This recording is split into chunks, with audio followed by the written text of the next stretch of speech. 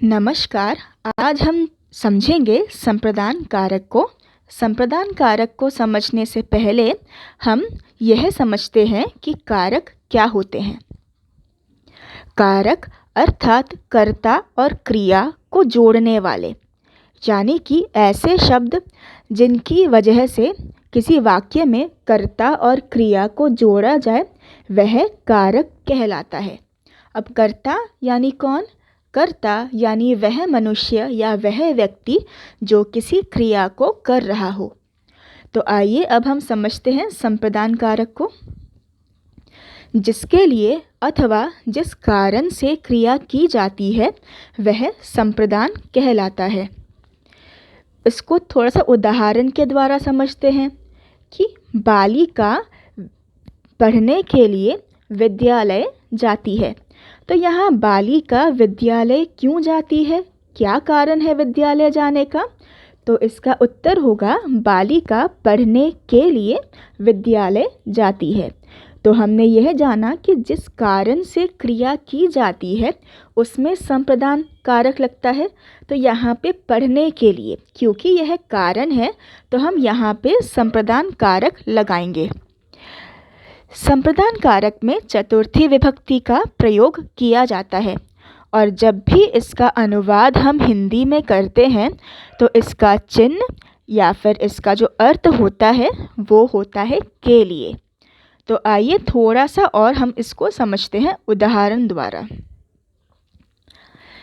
इस चित्र में आप देख सकते हैं कि एक बालिका विद्यालय जाती है। इस बालिका का नाम है रमा।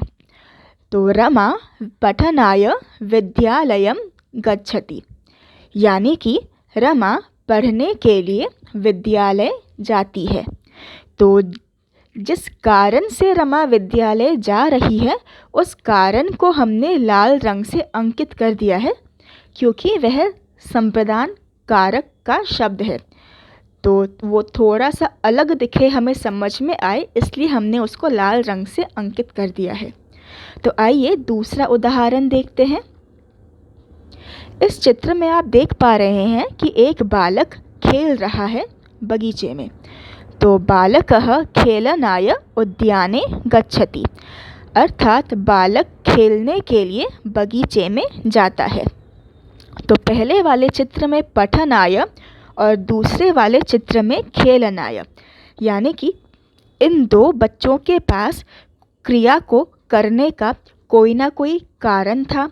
जैसे रमा के पास विद्यालय जाने का कारण था और बालक के पास खेलने का कारण था। तो इसलिए इन शब्दों में संप्रदान कारक का प्रयोग हुआ। तो आइए हम देखते हैं अब संप्रदान कारक में शब्दों का रूप किस प्रकार चलता है। हमने यहाँ पे दो तरह के शब्द लिए हैं, पुल्लिंग शब्द और स्त्रीलिंग शब्द। हमने नपुंसकलिंग शब्दों का प्रयोग नहीं किया, क्योंकि नपुंसकलिंग शब्द जो होते हैं उनका रूप तृतीया से लेकर सप्तमी विभक्ति तक पुल्लिंग शब्दों की तरह ही चलता है। हमने यहाँ पे अकारांत पुल्लिंग शब्द यानी बालक, वृक्ष, राम, नर, मनुष्य, गज, अश्व आदि जैसे शब्दों के लिए बालक का उदाहरण लिया, यानी ऐसे शब्द जिनका उच्चारण करते समय हमें आखिरी में अ की साउंड आए, जैसे बालक, राम, वृक्ष, गज आदि। और स्त्रीलिंग शब्द के लिए हमने आकारांत स्त्रीलिंग शब्द का प्रयोग किया, जैसे लता, रमा, बालिका आदि। इन शब्दों के लिए हमने लता को चुना। आकारांत स्त्रीलिंग के लिए हमने लता को और अकारांत पुल्लिंग के लिए हमने बालक को चुना। तो आइए देखते हैं इनके रूप को। एक वचन में, चतुर्थी विभक्ति के एक वचन में जो बालक का रूप चलता है वो है बालकाय, यानी बालक के लिए। द्विवचन में बालकाभ्याम, यानी दो बालकों के लिए। और बहुवचन में बालकेभ्यः, यानी अनेक बालकों के लिए। आइए देखते हैं संप्रदान कारक यानी चतुर्थी विभक्ति में स्त्रीलिंग शब्दों का रूप किस प्रकार चलता है। लता की तरह उनका रूप चलाएंगे।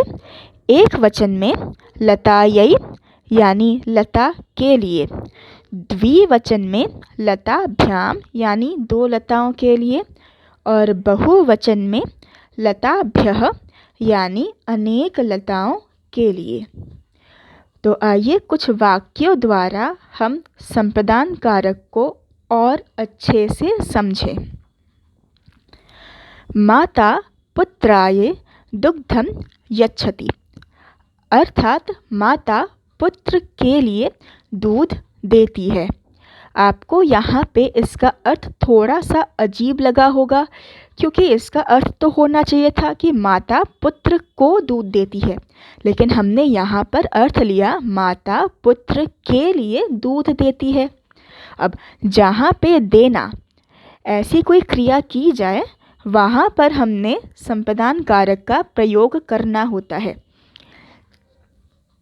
दूसरा उदाहरण, जनाः विद्यायै सुखम त्यजन्ति, अर्थात सज्जन विद्या के लिए सुख को त्यागते हैं। छात्राः पठनाय विद्यालयं गच्छन्ति, अर्थात छात्र पढ़ने के लिए विद्यालय जाते हैं। यूयं मित्राभ्यां पुष्पाणि आनयत्, अर्थात तुम सब मित्रों के लिए फूल लाते हो, यानी तुम सब दो मित्रों के लिए फूल लाते हो। यहाँ पर मित्राभ्याम का प्रयोग है, तुम दो मित्रों के लिए, तुम सब दो मित्रों के लिए फूल लाते हो। आचार्याभ्यां नमः, अर्थात दो आचार्यों के लिए नमस्कार। अब यहाँ पर भी आपको इस वाक्य का अनुवाद थोड़ा सा अटपटा लग रहा है, तो जिस तरह से देना क्रिया के लिए हमने चतुर्थी विभक्ति का प्रयोग किया, उसी तरह जिस शब्द में नमः का प्रयोग हो वहाँ पर भी हमने चतुर्थी विभक्ति का प्रयोग करना होता है। जैसे आपने सुना होगा ओम नमः शिवाय, तो यहाँ पे शिवाय में हमने चतुर्थी विभक्ति का प्रयोग किया कि शिव के लिए नमस्कार। ईश्वराय नमः, अर्थात ईश्वर के लिए नमस्कार। सैनिकाः देशरक्षायै तत्पराः सन्ति, अर्थात सैनिक देश की रक्षा के लिए तत्पर हैं।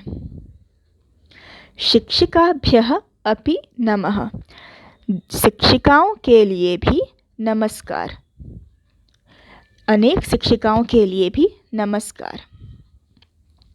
वृद्धौ फलेभ्यः अपि इच्छथ, अर्थात दो बूढ़े या दो बूढ़े व्यक्ति फल के लिए भी इच्छा करते हैं। वयं क्रीडायै बहिः गच्छामः, अर्थात हम सब खेलने के लिए बाहर जाते हैं।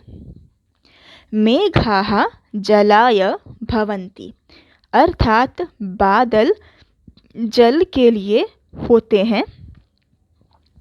सूर्यः प्रकाशाय भवति, अर्थात सूरज प्रकाश के लिए होता है। तो हमने यह जाना कि जहाँ पर किसी कारण के लिए क्रिया की जाए वहाँ पर हमने चतुर्थी विभक्ति का प्रयोग करना होता है। साथ ही साथ जिस क्रिया में देना या नमः इन अर्थों का प्रयोग हो वहाँ पर भी हमने चतुर्थी विभक्ति का प्रयोग करना होता है। धन्यवाद।